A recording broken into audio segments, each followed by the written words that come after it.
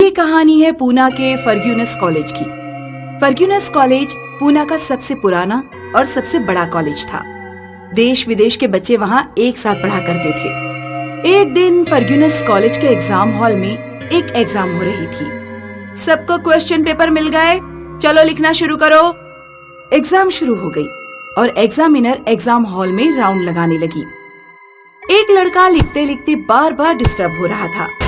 लड़के ने लिखना बंद कर दिया और पीछे देखा तो पीछे की खिड़की आवाज कर रही थी। कमाल है, तेज हवा नहीं है, मौसम ठीक ठाक है, खिड़की क्यों आवाज कर रही है? लड़के ने एग्जामिनर की तरफ देखा तो वो बहुत दूर जा चुकी थी। लड़के ने जाकर खिड़की बंद कर दी और वापस अपनी जगह आकर लिखने बैठ गया। आधा घंटा बीत गया। लिखते लिखते पेपर खत्म हुए और लड़के ने आवाज लगाई, सप्लीमेंट प्लीज। एग्जामिनर ने सप्लीमेंट आगे बढ़ाई। लिखते लिखते लड़के ने सप्लीमेंट खींच ली और लिखने लगा। 5 मिनट बाद लड़के ने नोटिस किया कि एग्जामिनर अभी भी उसके पास ही खड़ी है। लड़का कुछ समझ नहीं पाया। उसने नजर उठाकर एग्जामिनर की तरफ देखा तो उसकी आंखें फटी की फटी रह गईं। एग्जामिनर एक भयानक भूतनी बन चुकी थी और सारे एग्जाम हॉल में लाश ही लाशें बिखरी पड़ी थी।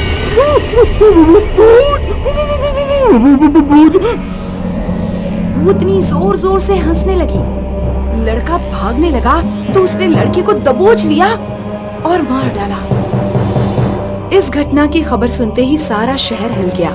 तहकीकात करने पुलिस प्रिंसिपल के ऑफिस पहुंची तो प्रिंसिपल बोले, देखिए, पहले ही हमारा कॉलेज शहर में बदनाम हुआ है, हम और बदनामी नहीं चाहते। कमिश्नर साहब से बात हो चुकी है, आप इस केस को रफा दफा कर दीजिए। हम कातिल तक पहुंचना चाहते हैं और आप कातिल को छिपाना चाहते हैं। आखिर वो इंसान कौन है जिसे आप छिपाना चाहते हैं? वो कोई इंसान नहीं, भूत है, भूत, एक लड़की का भूत। What? स्टूडेंट्स और एग्जामिनर का कातिल एक भूत है। बदनामी की डर से मैं बताना नहीं चाहता था। दरअसल 10 साल पहले एक लड़की ने उस एग्जाम हॉल में आत्महत्या की थी और आज वही लड़की भूत बनकर हत्यारन बन गई है। कौन थी वो लड़की? रश्मि नाम था उसका। इसी कॉलेज में पढ़ा करती थी।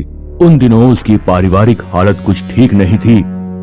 रश्मि बेटा, तुम इस घर का चिराग हो, तुम्हें ये एग्जाम पास करना ही है। हर हाल में तुम्हें ये एग्जाम पास करना होगा। पिता की बात मानकर रश्मि एग्जाम देने बैठ गई, लेकिन क्वेश्चन पेपर देखते ही उसका सिर चकरा गया। कुछ देर बैठी सोचती रही और लिखना शुरू कर दिया। 2 घंटे बीत गए। एग्जामिनर पेपर कलेक्ट करने लगा। सर, ये लीजिए मेरा पेपर। तुम 2 मिनट साइड में खड़ी रहो। सारे बच्चे एग्जामिनर को पेपर सौंपकर चले गए। रश्मि पेपर लेकर कोने में खड़ी रही। सर, आपने मेरा पेपर क्यों नहीं लिया? 2 घंटों से देख रहा था। कितनी चिट्ठियां छिपाई हैं ड्रेस के अंदर। सर, ऐसा कुछ नहीं है। मैं चाहूं तो यहीं तुम्हारी ड्रेस खोल सकता हूं, पर ऐसा नहीं करूंगा।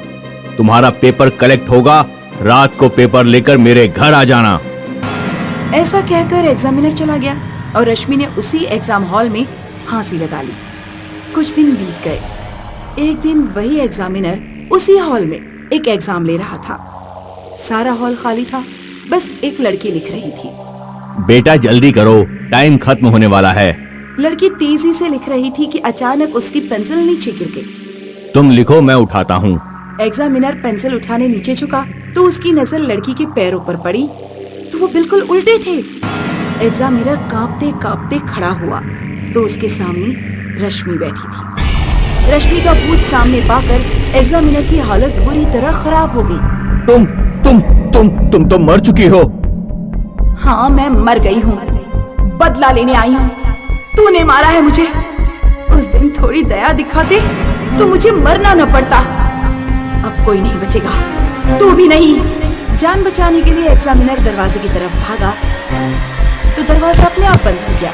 अरे कोई है, खोलो, हेल्प, हेल्प, हेल्प। मैं भी देखती हूँ तुम्हें कौन बचाने आता है। रश्मि ने हाथों का इशारा किया और एग्जामिनर को पीछे खींचने लगी। मुझे माफ कर दो, छोड़ दो मुझे, छोड़ दो, मुझे माफ कर दो। रश्मि ने उसे हवा में ऊपर उठाया। अब मैं तुम्हें फांसी का मजा दूंगी। एग्जामिनर गला छुड़ाने की कोशिश करने लगा और वो तड़प तड़प कर मर गया। कहिए, क्या आप उस भूत को अरेस्ट कर पाएंगे? ये हमारे बस की बात नहीं है। शुक्रिया, चलता हूँ मैं। इंस्पेक्टर चला गया। केस क्लोज हो गया और केस के साथ साथ उस एग्जाम हॉल को भी हमेशा हमेशा के लिए ताला लगा दिया गया। ये कहानी है 1985 की। शहर से दूर पालमपुर नाम के एक कस्बे में महाराजा लग्जरी रिसोर्ट नाम का एक रिसोर्ट था। दूर दूर से पर्यटक यहाँ अपना समय बिताने आते थे। एक दिन हिना अपने पति ऋषभ के साथ इस रिसोर्ट में आई। होटल के मैनेजर सूरज सिंह ने उनका स्वागत किया। सर, आपके लिए हमने इस रिसोर्ट का सबसे आलीशान कमरा बुक किया है। आपका बहुत बहुत धन्यवाद सूरज जी। हिना रिसोर्ट को देखने लगी। तभी उसकी नजर एक रिस्ट्रिक्टेड एरिया पर पड़ी।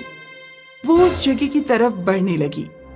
उस जगह एक स्विमिंग पूल बना हुआ था, जिसकी चारों तरफ बोर्ड लगा हुआ था और चारों तरफ लाल रंग की पट्टी बंधी हुई थी। हिना जैसे उस पूल की तरफ बढ़ी, पूल के पानी का रंग लाल हो गया। हिना बुरी तरह से घबरा गई। तभी वहाँ सूरज और ऋषभ आ गए और पानी का रंग पहले जैसा हो गया। मैम, आपसे विनती है कि इस पूल से दूर रहें। क्यों? ऐसा क्या है इस पूल के पास? अरे छोड़ दो हिना, होगा कुछ, हमें क्या। चलो रूम में चलकर रेस्ट करते हैं। हिना और ऋषभ अपने रूम की तरफ जाने लगे। हिना जाते हुए उस पूल को देखने लगी और फिर से पूल के पानी का रंग लाल हो गया। हिना बहुत डर जाती है। कमरे में ऋषभ और हिना सो रहे थे। काली घनी रात में अचानक से दरवाजे पर दस्तक हुई और हिना की आंख खुल गई। इस वक्त कौन हो सकता है? हिना ने दरवाजा खोला और चारों तरफ देखने लगी। वहाँ कोई नहीं था। हिना खिड़की के पास आई और बाहर देखने लगी। उसी खिड़की से वो पूल दिखाई देता था।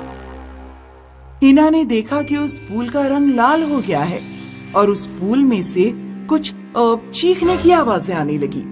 बचाओ, बचाओ मुझे, मैं डूब रही हूँ, मालिक बचाओ। हिना भागकर उस पूल के पास गई और चेतावनी बोर्ड के अंदर चली गई। कौन है? हिना जैसे ही पीछे हटने लगी, तभी उस पूल से एक भयानक आत्मा उसके सामने आ गई। इतने दिनों बाद कोई आया है, आओ मेरे पास। हिना बुरी तरह डर गई और वहाँ से भागने लगी।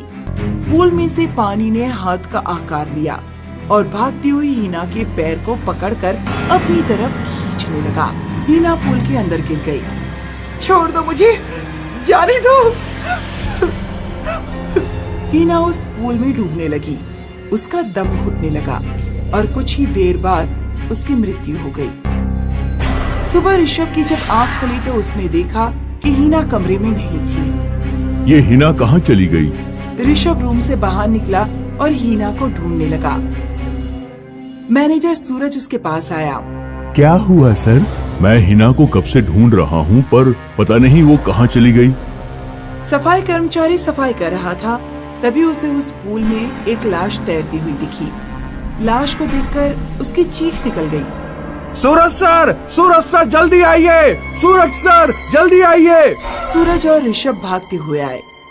ऋषभ ने पूल की तरफ देखा तो कांप उठा। वो हिना की लाश थी। हिना, हिना ये क्या हुआ तुम्हें? ऋषभ पूल की तरफ भागता है। तभी सूरज उसे पकड़ता है। सर, उस पूल के पास मत जाइए, ये बेला का ही काम है, मैं जानता हूँ। कौन बेला? सर, वो 10 साल पहले इसी पूल में डूबकर मर गई थी। क्या बकवास कर रहे हो? तुम कह रहे हो कि हिना को किसी आत्मा ने मारा है? ये बात सच है सर। आज से 10 साल पहले बेला नाम की लड़की इसी रिसोर्ट में काम किया करती थी। वो बहुत ही खूबसूरत थी। यहाँ के मालिक मिस्टर राज मल्होत्रा की उस पर नजर थी। एक दिन राज ने मौका पाकर बेला के साथ छेड़खानी करी। बेला मालिक से पीछा छुड़ाकर भागने लगी। मालिक ने इसी पूल में धक्का दे दिया।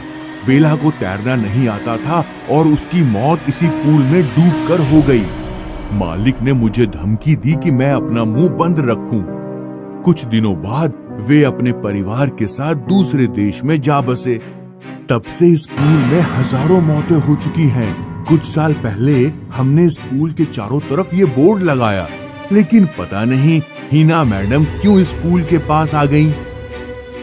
मैं हिना की बॉडी निकालना चाहता हूँ ताकि उसका अंतिम संस्कार कर सकूं। ऐसा मत करिए सर, वरना आपकी जान को भी खतरा होगा।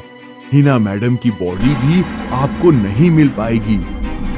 ऋषभ रोने लगा और हिना की बॉडी को देखने लगा। ऋषभ ये सदमा बर्दाश्त नहीं कर पाया। उसी पूल के पास घंटों बैठा रहा।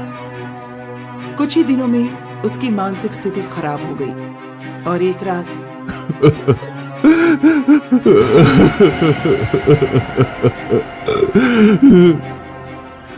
मैं भी तुम्हारे पास आ रहा हूँ।